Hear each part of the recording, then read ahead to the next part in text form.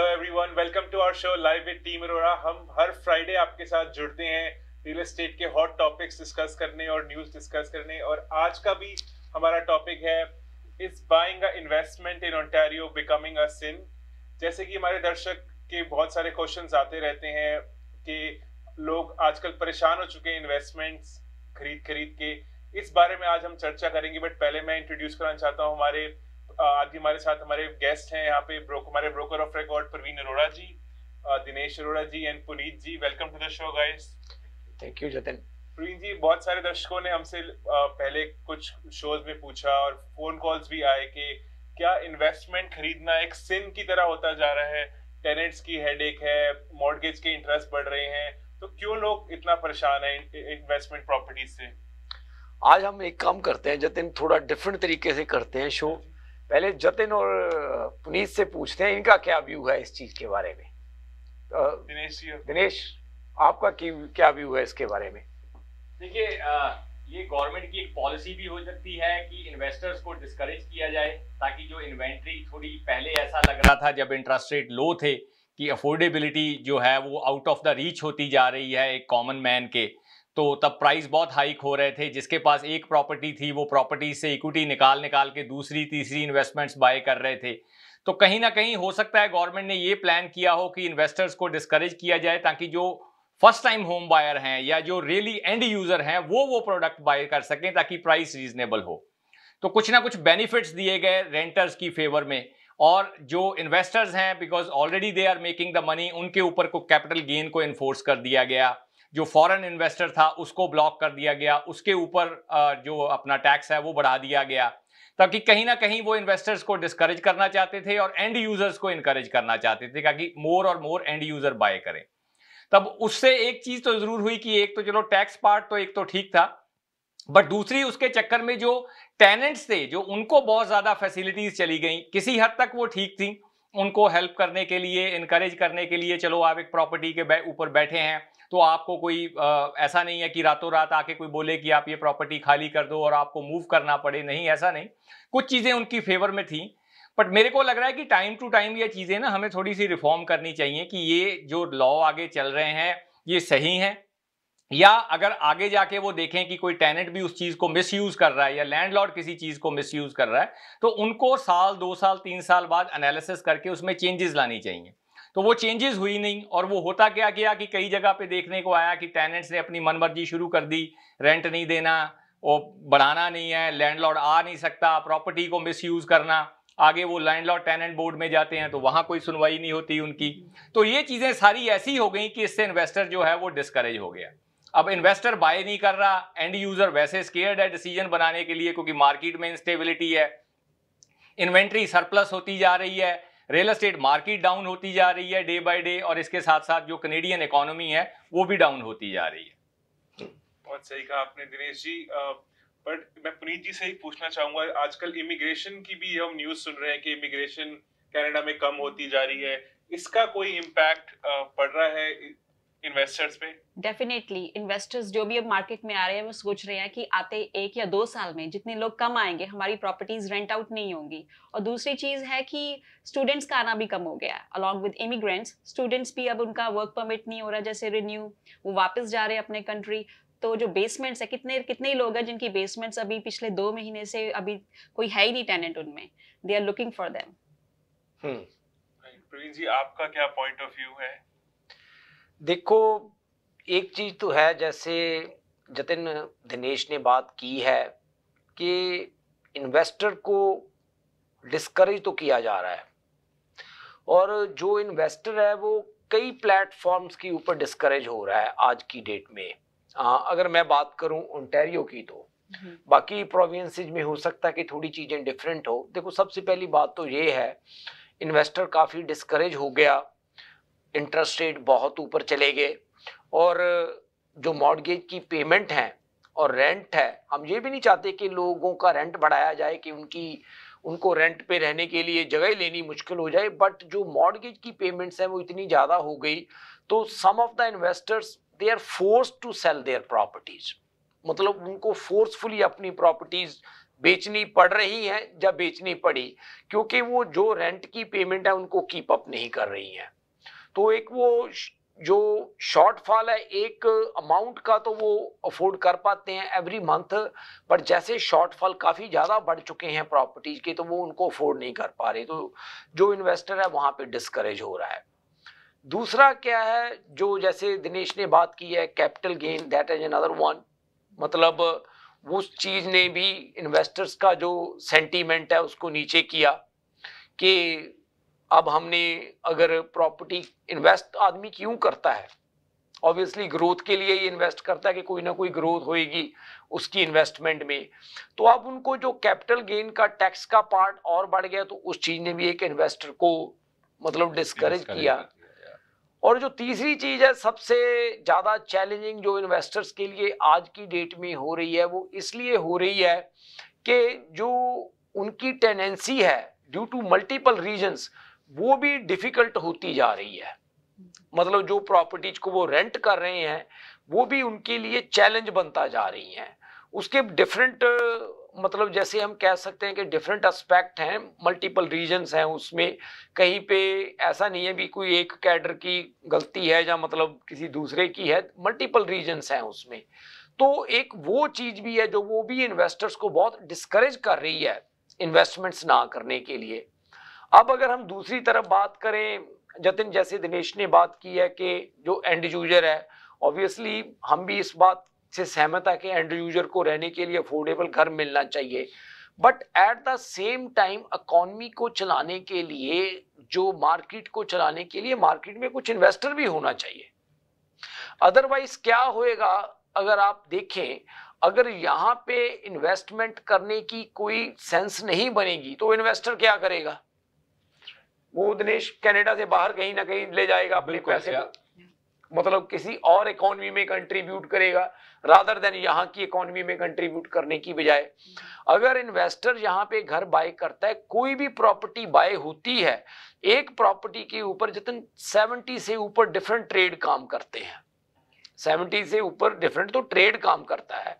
उसके साथ जब वो इन्वेस्टमेंट करता है वो गवर्नमेंट को प्रॉपर्टी टैक्स पे कर रहा है, वो यूटिलिटीज कंपनीज को पे कर रहा है, मतलब वो अपने इंश्योरेंस कंपनीज को पे कर रहा है जो इन्वेस्टर है, मतलब उससे इकोनॉमी मूव हो रही है। तो वो जो साइकिल है वो साइकिल भी श्रिंक होएगी। अगर आप एक चीज देखिए, अगर आपको ये लगे कि मैंने यहाँ पे प्रॉपर्टी बाय करके मतलब एक इन्वेस्टमेंट नहीं, मैंने तो अपनी हेडेक ले ली, तो आप क्या करोगे, आप उस हेडेक को बेचोगे, उसको बेचोगे या कहीं और कोई ऑप्शन है वो एक्सप्लोर करोगे।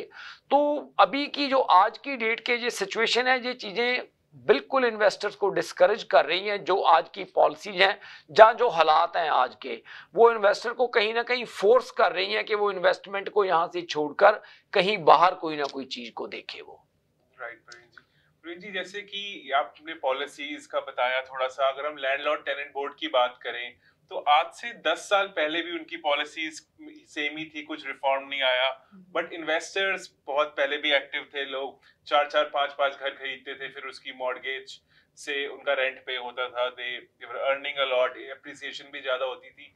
तो अब क्या डिफरेंस आ गया आज से 10 साल पहले से कि अब इन्वेस्टर्स बहुत प्रेशर में है, स्ट्रेस में है और उनको बहुत प्रॉब्लम हो रही है लैंडलॉर्ड टेनेंट बोर्ड से। आई थिंक दिनेश आप कुछ कहना चाह रहे थे, आप पहले कहीं फिर बात करते हैं।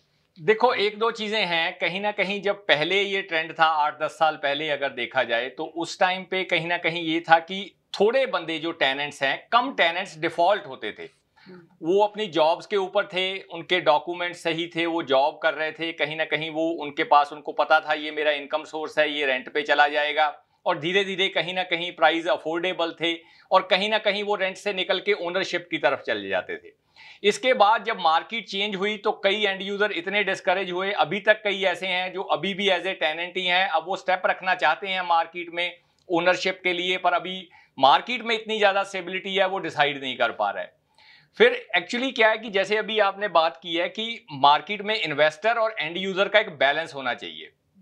यहां अभी क्या देखा गया है कि जो चीज हो रही है, अगर इंटरेस्ट रेट कम हो रहा है तो वो भी एक्सट्रीम है, फिर उसके बाद बढ़ रहा है तो वो भी एक्सट्रीम है, इमिग्रेशन हो रही है तो वो भी एक्सट्रीम है, बंद हो गई तो एकदम बंद हो गई, तो वो बैलेंस नहीं रखा हुआ किसी भी चीज को। ताकि थोड़ा इन्वेस्टर के लिए भी ठीक रहे, थोड़ा रेंटर्स के लिए भी ठीक रहे, थोड़ा एंड यूजर के लिए भी रहे। तो पहले एक balance type of A market होती थी, लोगों को थोड़ा सा पता होता था, प्रेडिक्टेबल मतलब उसमें एप्रिसिएशन होती थी मार्केट में। अब क्या है, वो बिल्कुल अनप्रेडिक्टेबल हो गई है, किसी चीज का वो बैलेंस नहीं है, वो समझ नहीं आ पा रही है कि भी ये डिसीजन बनाया जाए ये सही होगा या गलत होगा। तो ये एक बहुत बड़ा रीजन है। और एक जैसे हम देख रहे हैं कि लोगों ने जब इमिग्रेशन बढ़ी तो कुछ बंदों ने अपने बिजनेसेस को एक्सपैंड किया, अब इंटरेस्ट रेट बढ़े, उसके बाद इमिग्रेशन स्टॉप हुई, तो अब वो अपने जो एक्सपेंस हैं उनको कंट्रोल नहीं कर पा रहे। अगर वो कंट्रोल नहीं कर पा रहे तो वो आगे चल के पेमेंट्स नहीं कर पा रहे और वो डिफॉल्ट होते जा रहे हैं। इस साल में अगर देखा जाए तो पिछले आई थिंक 8-10 साल से अगर हम देखें तो मैक्सिमम प्रॉपर्टीज हैं जो पावर ऑफ सेल के ऊपर आई हैं, डबल हुई हैं इस साल में। ठीक है, तो वो कहीं ना कहीं यही है कि लोगों ने जब इंटरेस्ट रेट कम था, इधर बिजनेस और पर्सनल कुछ एक्सपेंस बढ़े, उसके बाद जब मार्केट एकदम शिफ्ट हुई तो वो चीजें कंट्रोल नहीं हो पाई। तो ये कहीं ना कहीं जो पॉलिसीज बना रहे हैं, चाहे वो लैंडलॉर्ड टेनेंट बोर्ड है, चाहे इमिग्रेशन है, चाहे इंटरेस्ट रेट को लेकर है, तो कहीं ना कहीं उनमें बैलेंस चाहिए, तभी कंट्री और इकोनॉमी और रियल एस्टेट मार्केट ग्रो करेगी। यहां हो क्या रहा है, जो चीज हो रही है एक एक्सट्रीम पे हो रही है, बढ़ती है तो बहुत ज्यादा, कम होती है तो बिल्कुल ही नीचे। तो यहां कहीं ना कहीं एक थोड़ा सा मतलब हमें थॉट देने की जरूरत है कि चीजों को बैलेंस करके किया जाए।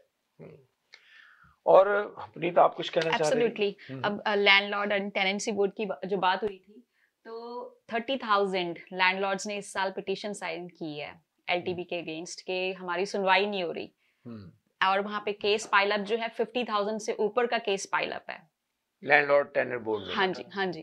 तो इतना वेटिंग टाइम है, तो लैंडलॉर्ड डरते हैं कि अगर हमने कोई प्रॉपर्टी ले भी ली, प्राइसेस डाउन आई हैं, ठीक है चलो हम अफोर्ड कर लेंगे, मॉर्गेज भी पे कर देंगे, बट व्हाट इफ हमें अच्छा टेनेंट ना मिला तो क्या करेंगे, हमारी सुनवाई नहीं है। तो इसके रिलेटेड डग फोर्ड ने सितंबर में एक मीटिंग की थी जिसमें उन्होंने बोला था कि we are going to make some changes in LTB so that landlords are more comfortable like in other provinces like in Alberta में जो हैं रूल्स वो लैंडलॉर्ड और टेनेंट दोनों के अकॉर्डिंग बनाए हुए हैं, लेकिन यहाँ पे ओंटारियो में ज्यादा राइट्स टेनेंट्स के हैं। हाँ जी प्रवीण से एक जतिन मुझे और चीज लगती है जो आप पिछले 10-11 साल से बात कर रहे हो, एक तो ये होता है कि कोई चीज की प्रॉब्लम एक्चुअल में होना, और एक होता है कि प्रॉब्लम नहीं है, हम खुद उस चीज के लिए प्रॉब्लम क्रिएट करते हैं।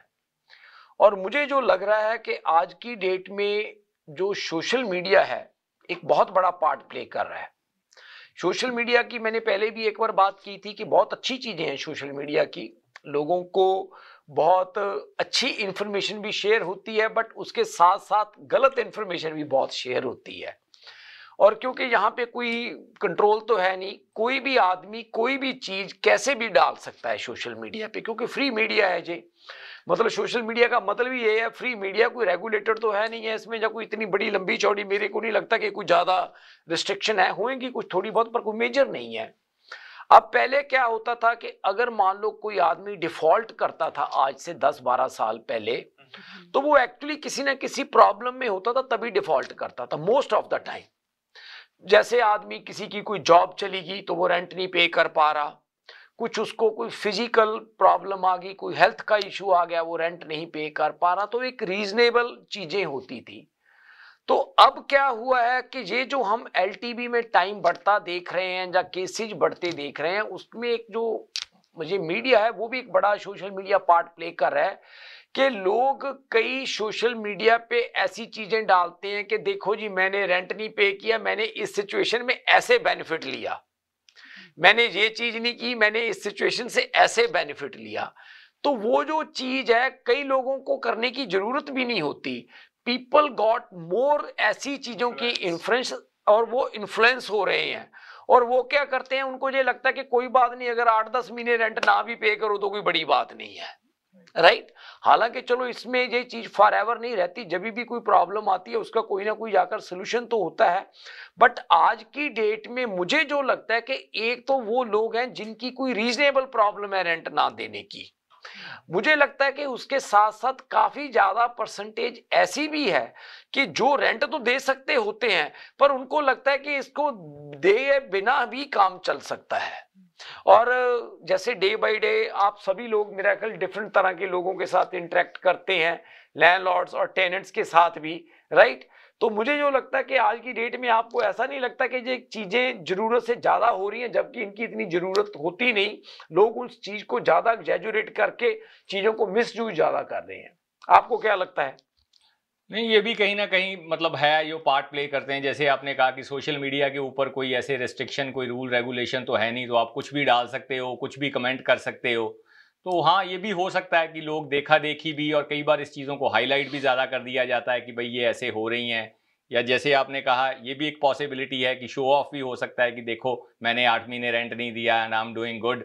तो हो सकता है उसको देख के भी लोग पीछे उसको फॉलो करने लग जाते हैं। एक और भी चीज है दिनेश, इसमें एक मैंने और भी देखी है चीज जतिन की, जैसे मान लो कोई लैंडलॉर्ड है, उसके साथ कोई बुरा एक्सपीरियंस हुआ, राइट, वो भी सोशल मीडिया पे डाल देते हैं। वो अपनी तरफ से तो ये सोचते हैं कि हम लोगों को अवेयर कर रहे हैं, पर उसके साथ दूसरे लोगों को नॉलेज भी मिल रही होती है कि देखो यहाँ पे उनका टेनेंट ऐसे इस चीज का बेनिफिट ले गया, तो यहाँ पे हम भी बेनिफिट ले सकते हैं। वो कहीं ना कहीं अवेयरनेस तो देते हैं कुछ लोगों को, अवेयरनेस के साथ साथ कई लोगों को एजुकेट भी करते हैं वो चीजें। तभी हम थोड़ा सा उसी को कह रहे थे कि उसी को बैलेंस आउट करने की जरूरत है, ताकि जो कुछ रूल्स या कुछ जो मतलब फेवर्स दी गई हैं टेनेंट को, उनकी थोड़ी सी फाइनेंशियल सिचुएशन को देखते हुए भाई वो उनका मिसयूज ना कर सकें।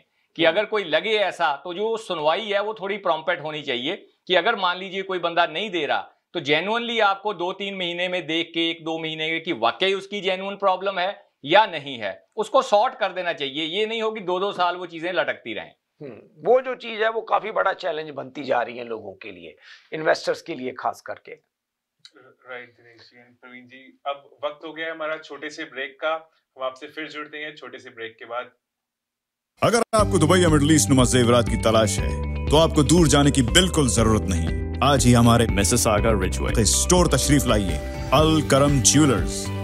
हमारे पास सोने के बेहतरीन कंगन, कड़े, झुमके, हार और सोने के सेट्स भी दस्तयाब हैं। शादी हो या मेहंदी या कोई भी फंक्शन, आपकी पसंद के तमाम ज़ेवरात आपको हमारे स्टोर में मौजूद मिलेंगे। आज ही हमारे स्टोर पर तशरीफ लाइए, अल करम jewellers, 3465 platinum drive, unit 99, Mississauga. या फिर कॉल करें 905-828-0009। अल करम ज्वेलर्स, फरमाइश आपकी, गारंटी हमारी।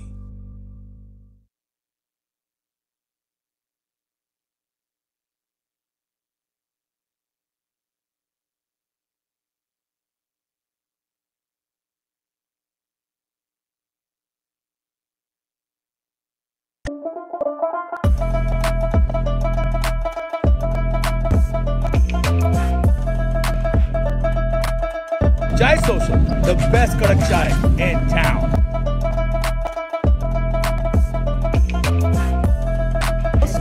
Aromatic, delicious, and Zabardast, bahut aala chai, aala churro chai.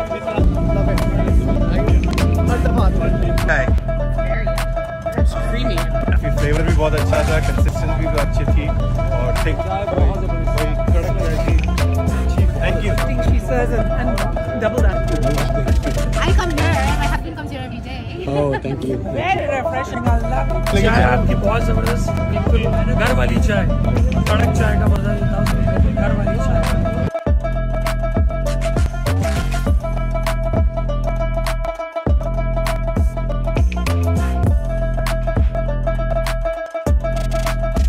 हमारा सीजन ऑफर था 2024 का for desi bikers of Canada. Chai social sponsor, we want to thank the team of Chai social. Absolutely great experience, great kadak chai, Best kadak chai in town. Absolutely. Is Chai Social. 100%. Thank you Everybody so much. loved it. We appreciate your support and hopefully we can count on you in the future.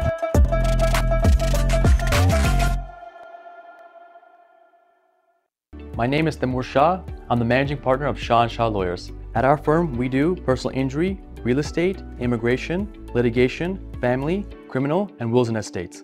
You can contact us at 905-270-5474, or you can visit our website at shawlawyers.ca, and you can visit us at 315 Traders Boulevard East, Unit 3 in Mississauga. We're a family law firm, and we'd love to help your family out.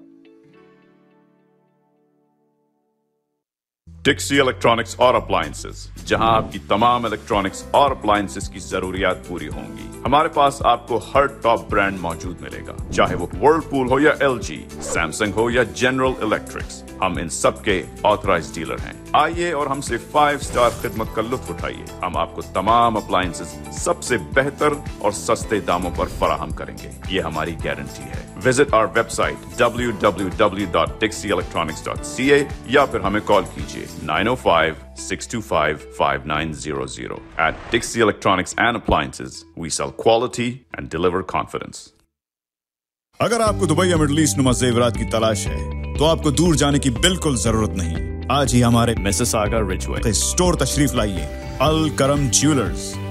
हमारे पास सोने के बेहतरीन कंगन, कड़े, झुमके, हार और सोने के सेट्स भी दस्तयाब हैं। शादी हो या मेहंदी या कोई भी फंक्शन, आपकी पसंद के तमाम जेवरात आपको हमारे स्टोर में मौजूद मिलेंगे। आज ही हमारे स्टोर पर तशरीफ लाइए, अल करम jewellers, 3465 platinum drive, unit 99, Mississauga, या फिर कॉल करें 905-828-0009।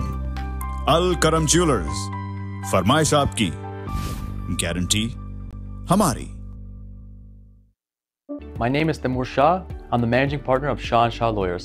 At our firm, we do personal injury, real estate, immigration, litigation, family, criminal, and wills and estates. You can contact us at 905-270-5474, or you can visit our website at shawlawyers.ca, and you can visit us at 315 Traders Boulevard East, Unit 3 in Mississauga. We're a family law firm, and we'd love to help your family out. आवाज entertainment और उनकी पूरी team जल्द ला रहे हैं आपके मनोरंजन के लिए ढेर सारे नए प्रोग्राम्स।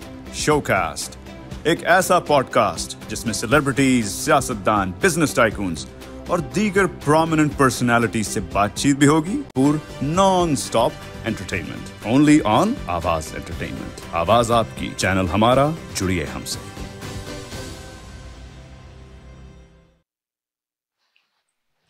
सबका बहुत बहुत शुक्रिया हमारे साथ जुड़े रहने के लिए। ब्रेक से पहले हम डिस्कस कर रहे थे कि क्या इन्वेस्टर्स के लिए एक सिन बन चुका है इन्वेस्टमेंट करना ओंटारियो में। बट अभी जो न्यूज आजकल चल रही है मार्केट में, जो सब लोग जानना चाहते हैं कि क्या इस बार की इंटरेस्ट रेट अनाउंसमेंट में क्या इंटरेस्ट रेट नीचे जाएगा। तो हमारे यहाँ पे 3 हमारे साथ रियल एस्टेट के दिग्गज मौजूद हैं। तो मैं इन तीनों से जानना चाहता हूँ कि क्या इंटरेस्ट रेट इस बार नीचे जाएगा कि नहीं जाएगा। जाएगा तो क्या 0.25, 0.5 या कुछ उससे भी स्पेशल एक्सपेक्ट कर रहे हैं हम। तो इसमें इन्फ्लेशन जैसे 1.6 आई है फॉर द मंथ ऑफ सितंबर, और मंथ ऑफ अगस्त में थी 2%। तो मोस्ट प्रोबेबली इंटरेस्ट रेट नीचे जाएगा 0.25 to 0.50। एक काम करते हैं, लेट्स जज का गेस करते हैं। मतलब तो आपको क्या लगता है कि प्रीत कितना जाएगा नीचे? 0.25। दिनेश, आपको क्या लगता है? ये 0.50 जाएगा इस बार। 0.50। आपको क्या लगता है जतिन? मुझे भी लगता है 0.50 जाएगा इस बार। 0.50 जाएगा, ठीक है। आपका जी क्या कहना है? मेरा देखो, एक चीज है, अब 2 चीजें यहाँ पे अब हैं। एक तो है कि जो इकोनॉमिक के हिसाब से बात बनती है वो, एक दूसरा ये है कि जो गवर्नमेंट की पॉलिसी है, क्योंकि समटाइम गवर्नमेंट किसी सिचुएशन में किस चीज़ को थोड़ा ज़्यादा करना चाहती है तो वो उसी हिसाब से भी पॉलिसीज बना जाते हैं। तो मेरी जजमेंट है 0.5 की है इस बार की, कि 0.5 जाएगा इस बार नीचे। तो लेट्स सी, नेक्स्ट शो में हम बात करेंगे कि कितनी हमारी जजमेंट ठीक रही, 0.5 गया या 0.25 गया। तो मेरे हिसाब से हम मेन क्वेश्चन यहाँ ये बनता है कि मान लो इंटरेस्ट रेट 0.25 जाता है या 50 जाता है, लोगों के इंटरेस्ट रेट की बात एक ये हो सकती है कि भी रियल एस्टेट मार्केट के उसके ऊपर क्या इम्पैक्ट रहेगा। मार्केट उठेगी एकदम से, ऐसी रहेगी, या और डाउन जाएगी? इसके ऊपर आपको क्या लगता है? मुझे लगता है कि दिनेश सिर्फ और सिर्फ मार्केट में एक्टिविटी इंप्रूव होएगी, प्राइसेज में कोई बहुत बड़ी चेंज नहीं आएगी। तो इवन बिसाइड 0.5 भी जाने के बाद उसका जो मेरे को मेन कारण लगता है, कारण इसलिए लग रहा है दिनेश कि अगर आप आज भी देखो तो जो लोगों की फाइनेंशियल सिचुएशन है वो बेटर नहीं हो रही है। मतलब आज भी लोगों के पास एक से ज्यादा डेट है, मोस्टली जो हाउस होल्ड लोग हैं। और दूसरा एक चीज और है कि डेट तो है ही है ज्यादा लोगों के, और लोगों के पास आज की डेट में बहुत से ऐसी फैमिलीज हैं कि जिनका आउटफ्लो ज़्यादा है, इनफ्लो कम है। कहने का मतलब ये है कि उनकी जो मंथली इनकम है वो कम है, उनके जो मंथली एक्सपेंसेस हैं वो ज़्यादा हैं और वो डे बाय डे डेट में बढ़ते जा रहे हैं। आज की डेट में अगर ये इंटरेस्ट रेट कम होता है 0.5 तो सबसे पहला जो चीज है ये करेगा कि एटलीस्ट वो लोग जो कोई मार्केट में एक्टिविटी करना चाहते हैं वो एक्टिविटी करेंगे जो उन्होंने करनी है। मतलब ये नहीं है कि वो मतलब अगर हम सोचें कि भी बहुत ज्यादा प्राइस पे करके प्रॉपर्टीज बाय करना शुरू कर देंगे तो इम्पैक्ट मेरे को सिर्फ एक्टिविटी लग रहा है, प्राइस में अभी मेरे को बहुत बड़ी चेंज है जो नहीं नजर आ रही। दूसरा इसी चीज के साथ ना मेरे को एक ये चीज लग रही है, मतलब मेरी जो जजमेंट है इसके ऊपर, कि जैसे अभी आपने कहा कि बड़े डिसीजन होते हैं, इसमें दो तरह के डिसीजन होते हैं, एक तो वाकई कंट्री की फाइनेंशियल सिचुएशन को लेके और दूसरे ये डिसीजन होते हैं पॉलिटिकल कि भाई अब इसको क्या करना है और कैसे फिगर्स जो हैं वो मैनिपुलेट होती हैं। तो जो अभी जैसे बात कर लो कि एकदम से 1.6 इन्फ्लेशन आ गई है और अगर हम अपनी रोजमर्रा की चीजों को देखें, अगर देखें ग्रोसरीज हैं, गैस प्राइसेस हैं, उनमें आपको कोई डिप नजर नहीं आएगा, आपके घर का कोई एक्सपेंस कम नहीं होगा, आपकी कोई यूटिलिटीज कम नहीं हो रही, कोई प्रॉपर्टी टैक्स कम नहीं हो रहा, घर का कोई एक्सपेंस कम नहीं हो रहा। तो कॉमन मैन के लिए इन्फ्लेशन कोई डाउन नहीं है। हाँ, इनकी फिगर्स के लिए डाउन है because now they want to drop the interest rate, तो उनको एक उसका जस्टिफाइबल रीजन देना है। तो ये एक रीजन हो सकता है कि अब उन्होंने उसको शो किया है, बट असल में आपके एक्सपेंस जो हैं वो कम नहीं हुए। जब आपके एक्सपेंस कम नहीं हुए तो आप आगे कोई बड़ी चीज नहीं अफोर्ड कर सकते। तो एक्टिविटी रहेगी मार्केट में, थोड़ा सा इंटरेस्ट बढ़ेगा, ट्रांजैक्शंस में फर्क पड़ सकता है, but I don't think so कि प्राइस पॉइंट में कोई ज्यादा फर्क पड़े। बहुत अच्छा कहा दिनेश जी आपने। और मुझे लगता है कि नेक्स्ट ईयर इलेक्शन है, तो इलेक्शन से एक साल पहले हमने देखा ही है पिछले भी कुछ सालों में कि गवर्नमेंट की एक्टिविटी बहुत इंक्रीज हो जाती है। तो सेम मुझे लग रहा है गवर्नमेंट की एक्टिविटी के साथ साथ बायर्स और सेलर्स की एक्टिविटी भी इंक्रीज होगी। तो रियल एस्टेट में भी हम देखेंगे बहुत कुछ एक्टिविटी आने वाले टाइम में, ये चीजें नजर आएंगी। बिल्कुल बिल्कुल। कैनेडियन रियल एस्टेट एसोसिएशन ने भी प्रेडिक्ट किया by the summer of 2025 10% home sales बढ़ेंगी। प्राइसेस का भी किसी को नहीं पता, कम होंगी ज्यादा होंगी, लेकिन जो होम सेल है वो 10% फॉर श्योर मुझे भी लग रहा है कि नंबर ऑफ सेल्स तो बढ़ेगी। चलो एटलीस्ट उससे एक चीज तो होएगा कि मार्केट में इकोनॉमी की मूवमेंट तो स्टार्ट होगी, that is the main thing. चाहे मतलब प्राइसेज में कोई ना भी चेंज होए, बट एटलीस्ट जो चीजें हैं वो मूव करना शुरू करेंगी। जतन कुछ लिस्टिंग्स के बारे में बात करें। बिल्कुल बिल्कुल, मैं यही कह रहा था प्रवीण जी। अभी हम आपके साथ कुछ पेश करना चाहते हैं जो हमारी इस वीक की जो फीचर्ड लिस्टिंग्स हैं उसके बारे में। स्टार्ट करते हैं हम 8472 क्रेडिट व्यू रोड से। तो जतिन, ये जो 8472 क्रेडिट व्यू रोड के ऊपर जो आप रेंडरिंग में ये प्रॉपर्टी देख रहे हैं, दरअसल एक नॉर्मल कोई सब डिवीजन का घर नहीं है। ये एक रफली अराउंड 3 एकड़ का लॉट है और जिसके अंदर डेवलपमेंट की जो ऑप्शंस हैं वो पॉसिबल हैं। आप इसमें मोर देन 1 हाउस बना सकते हैं, कोई एक बड़ा कस्टम बिल्ट हाउस बना सकते हैं। और इस घर की बेस्ट पार्ट ये है इस लॉट का कि ये ब्रैम्पटन के एक बहुत ही कोर एरिया में ये 8472 क्रेडिट व्यू रोड के ऊपर ये लॉट अवेलेबल है। इसके अंदर रफली अराउंड 2500 स्क्वायर फीट का घर बना हुआ है जिसमें वॉकआउट बेसमेंट भी है। बस द मेन फीचर इज कि ये 3 एकड़ की डेवलपेबल लैंड है जिसमें फ्यूचर डेवलपमेंट का पोटेंशियल है। और ये क्रेडिट व्यू रोड के ऊपर ब्रैम्पटन में जो अल्रेडो पार्क है बिल्कुल उसके साथ अवेलेबल है। और इस नेबरहुड में अगर आप इसको एक्सप्लोर करेंगे तो सारे ही बड़े कस्टम बिल्ट घर हैं और हाईली इन्फ्लुएंशियल ब्रैम्पटन के, मैं कह सकता हूं कि जो मतलब कोर ब्रैम्पटन के जो इन्फ्लुएंशियल लोग हैं वो इस नेबरहुड में अवेलेबल हैं।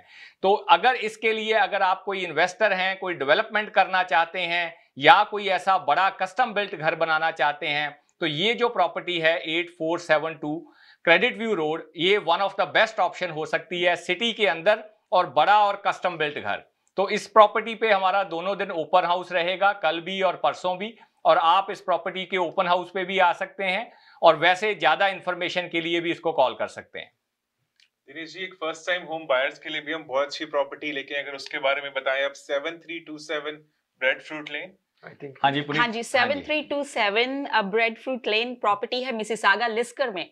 5 बेडरूम का हाउस है ये, सेमी होम। इसमें 2 किचन्स हैं including 1 in the basement and hardwood floor through out the house, renovated kitchen, renovated washroom, excellent property, excellent location, best for first time home buyers or someone who's looking for a freehold property, moving from a condo to a freehold, उनके लिए बहुत अच्छी option है and it's walking distance to school and all other amenities. और हमारा open house है इस property पे Saturday and Sunday. Please do visit us. The address is 7327 Breadfruit Lane, Mississauga, Lisgar. जो हमारी अगली लिस्टिंग है वो है 14 रिवर रॉक क्रेसेंट ब्रैम्पटन में। जतिन, ये जो प्रॉपर्टी है रिवर रॉक वाली, ये फुली डिटैच घर है जो फ्लेचर्स एरिया है ब्रैम्पटन का उसमें। और ये घर जो है 4 बेडरूम का घर है, काफ़ी अच्छी कंडीशन में है ये प्रॉपर्टी। इसकी जो खासियत है वो ये है कि जो इसका प्राइस पॉइंट है जतिन, वो आज की मार्केट के हिसाब से बहुत ही अट्रैक्टिव लगाया गया है आज की मार्केट के हिसाब से, ताकि प्रॉपर्टी को टाइमली बेचा जा सके, क्योंकि सेलर काफ़ी मोटिवेटेड है इसको सेल करने के लिए। और इस प्रॉपर्टी के ऊपर भी हम दोनों दिन ओपन हाउस लगा रहे हैं इस वीकेंड पे। तो अगर आपका इस प्रॉपर्टी पे भी कोई इंटरेस्ट होए तो जैसे आपने देखा ही है कि ये रवीन लॉट भी है, तो आप जरूर आए ओपन हाउस पे। जो इसका प्राइस पॉइंट है वो बहुत अट्रैक्टिव है प्रॉपर्टी के हिसाब से। जो हमारी नेक्स्ट प्रॉपर्टी है प्रवीण जी वो है 338 मेपल एवेन्यू हाल्टन हिल्स में। ये वाली जो प्रॉपर्टी है जतिन, ये हॉल्टन्स में है और ये property top to bottom fully renovated है। हॉल्टन का जो एरिया है वहाँ पे भी बहुत आजकल हमारी साउथ एशियन कम्युनिटी मूव कर रही है। बिल्कुल ये बॉर्डर है ब्रैम्पटन और हॉल्टन का, जॉर्ज टाउन में ये है प्रॉपर्टी। और जैसे मैंने बताया कि टोटली रेनोवेटेड है प्रॉपर्टी टॉप टू बॉटम। इसका गराज भी सेपरेट है और उसमें एक ऑफिस की भी जगह बनी हुई है। तो अगर आप हॉल्टन के एरिया में मूव करना चाहते हैं, जॉर्ज टाउन के एरिया में, तो उनके लिए ये काफ़ी अच्छी ऑप्शन हो सकती है। थैंक यू प्रवीण जी। और नेक्स्ट हमारी प्रॉपर्टी है 17 मॉन्टकॉम इन वॉन। ये जो 17 मॉन्टकॉम है ये प्रॉपर्टी वुडब्रिज में है। वुडब्रिज में काफ़ी हाई डिमांड एरिया है और इसका लॉट प्रीमियम है और इसकी भी लीगल बेसमेंट अपार्टमेंट बनी हुई है इस प्रॉपर्टी की। इसमें काफ़ी ज़्यादा रेनोवेशन की है उन्होंने। और ये जो प्रॉपर्टी है उस मार्केट के हिसाब से जिस लोकेशन पे ये प्रॉपर्टी है जतिन, उससे कम ये हमने $50,000-60,000 नीचे प्राइस पे ये प्रॉपर्टी लगाई है। और जैसे मैंने कहा कि इसकी लीगल बेसमेंट अपार्टमेंट बनी हुई है, उसमें रेंटल इनकम का भी पोटेंशियल है। तो अगर आप वुडब्रिज के एरिया में कोई प्रॉपर्टी देख रहे हैं, डबल कार गराज का घर, प्रीमियम लॉट है, यहाँ पे काफ़ी रेनोवेशन हुई है घर में और लीगल बेसमेंट अपार्टमेंट के साथ, इसके ऊपर भी हम दोनों दिन ओपन हाउस लगा रहे हैं इस वीकेंड पे। तो आप वहाँ पे भी आ सकते हैं प्रॉपर्टी को देखने के लिए। थैंक यू प्रवीण जी। ये तो थी हमारी इस वीक की फीचर लिस्टिंग्स। बट जाने से पहले मैं आप सबसे, हमारे गेस्ट से यहाँ पूछना चाहूंगा कि जो हमारे इन्वेस्टर्स हैं जिनको इन्वेस्टिंग अब ओंटारियो में एक सिन लगने लग गया है, एक पाप लगने लग गया है, उनको क्या एडवाइस देना चाहेंगे? पुनीत जी आपसे स्टार्ट करते हैं। I would say they should invest. कोई भी सोच रहा है इन्वेस्ट करने का, they should invest in Ontario. Ontario में सबसे ज़्यादा जॉब ओपनिंग्स होती है as compared to other provinces. सबसे ज़्यादा ग्रोथ अपॉर्चुनिटीज Ontario में है। तो जो न्यूज़ है, जो सोशल मीडिया से ज़्यादा इन्फ्लुएंस मत होइए। अगर किसी ने टेनेंट रखना है, किसी रियल्टर के थ्रू आप you can proceed with it. You can list your home for a good tenant. Go with the proper way. आपको फॉर्म्स के बारे में पूरी एजुकेशन होनी चाहिए। Hire a good realtor. Go the proper way and that will be good. Dinesh ji आप क्या कहना चाहेंगे? देखिए, investment is not bad, but the only thing जो मेरे को लग रहा है कि आप इन्वेस्टमेंट तभी करिए जब आपके पास सेपरेट फंड्स रखे हुए हैं उस प्रॉपर्टी को सिक्योर करने के लिए, उसको चलाने के लिए। ऐसा नहीं है कि आप अपने प्रिंसिपल घरों से इक्विटी निकाल के, लाइन ऑफ क्रेडिट लेके अगर फिर आप कोई इन्वेस्टमेंट करते हैं और खुदा ना खास्ता अगर ऐसा कोई आपको टेनेंट्स के साथ कुछ टाइम हो जाए, आप उस प्रॉपर्टी को मैनेज ना कर पाएं, कोई ऐसा डाउनफॉल आए आपकी जॉब, आपकी हेल्थ के रिलेटेड, तो आप उस प्रॉपर्टी को बिल्कुल संभाल ही ना पाएं। तो आप अपनी एक फाइनेंशियल कैलकुलेशन करें अच्छे से कि मेरे पास ये फंड्स हैं, अगर 2-4 महीने के लिए, 6 महीने के लिए कोई मार्केट टर्नओवर होती है या कोई टेनेंट ऐसा आपको मिल जाता है या कोई ऐसी आपकी इशू हो जाता है, तो आप उस प्रॉपर्टी को मैनेज कर सकें। So after making all those calculation फिर आप देखें। ऐसा नहीं है कि जैसे मान लो अब प्रवीण जी के पास 6 प्रॉपर्टियां हैं तो मैं भी इधर से निकाल के, उधर से निकाल के, यहां से लेके मैं भी 6 करके अपना पोर्टफोलियो बढ़ाऊं, तो वो एक अच्छा आइडिया नहीं है। प्रवीण जी आपकी कोई एडवाइस? देखो, जैसे दिनेश ने कहा कि जब भी आप इन्वेस्टमेंट करते हैं तो आप उसको होल्ड कर सकते हो, that is the number one thing, क्योंकि होल्डिंग कैपेसिटी होना इन्वेस्टमेंट के लिए बहुत ज़रूरी है। बाकी रियल स्टेट में जो इन्वेस्टमेंट्स हैं वो हमेशा ही फ्रूटफुल रहती हैं, ऐसी बात नहीं। चाहे सर्टन चीज़ें हैं, आई नो कैपिटल गेन का जो है आजकल कुछ थोड़ा सा टेनेंसी के बारे में भी लोगों को चैलेंजेस फेस करने पड़ रहे हैं, but these things will change. ये हमेशा नहीं रहती ये चीज़ें, कोई ना कोई इनका सोल्यूशन ऑब्वियसली आएगा ही आएगा। जैसे पुनीत बात कर रही है कि उसमें सर्टन चीज़ें एक्सपेक्टेड है कि आने वाले टाइम में चेंज होएंगी। मेन बात यही है कि अगर आपकी होल्डिंग कैपेसिटी है तो फिर आप कोई अगर थोड़ी बहुत प्रॉब्लम आती भी है तो आप उसको हैंडल कर जाते हो। तो एक चीज इस पे यहाँ कहेंगे हम आपको कि don't wait to buy real estate, buy real estate and then wait, फिर आपको फ्रूटफुल रहेगी वो। बिल्कुल वेरी राइट। मैं भी अपने व्यूअर को जाते जाते ये एडवाइस देना चाहता हूँ कि अगर आप इन्वेस्टर हैं और आप इन्वेस्टमेंट करना चाहते हैं रियल एस्टेट में, एक प्रोफेशनल की एडवाइस जरूर लें। जैसे आप बीमार होते हैं तो डॉक्टर के पास जाते हैं, वैसे ही अगर आप कुछ अलग फील्ड में काम करना चाहते हैं रियल एस्टेट में, आप एक प्रोफेशनल की एडवाइस लें। हमारा नंबर स्क्रीन पे आ रहा है 4169108923। आप हमें बेझिझक कभी भी कॉल कर सकते हैं और कोई भी रियल एस्टेट की एडवाइस हमसे ले सकते हैं। Thank you so much everyone for being on the show. Thank you हमारे व्यूअर्स के लिए हमारे साथ जुड़े रहने के लिए। आपसे फिर मिलेंगे next Friday same time same जगह आवाज टीवी पे live with team Arora. Thank you so much. Thank you. Thank you.